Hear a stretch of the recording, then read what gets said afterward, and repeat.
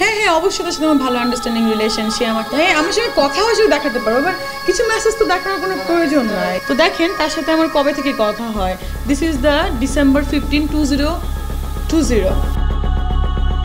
জানা গিয়েছিল নায়িকা মিষ্টি জান্নাতি হবে শাকিব খানের তৃতীয় বউ, কিন্তু নায়িকা একটা ন্যাশনাল টিভি চ্যানেলে শাকিবের নামে এগুলো কি বলল।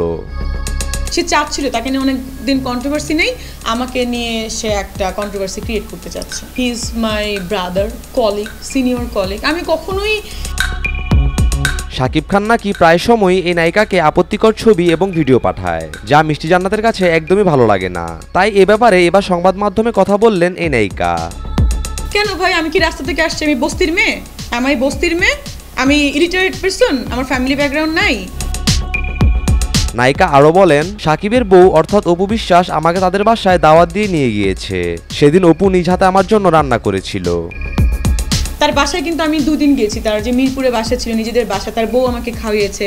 তার বাসায় মনে করেন অনেক পার্টি টার্টি হয়েছে, ড্রিঙ্কস করেছে। তার বাসা আর অফিস আলাদা জায়গায়, গান বাজনা হচ্ছিল। তাহলে কি মিষ্টি জান্নাত ভাইরাল হওয়ার জন্য শাকিবের নামে এগুলো বলছে, নাকি শাকিবের কিছু বাজে কাজের জন্য এই নায়িকা সংবাদ মাধ্যমে আসতে বাধ্য হয়?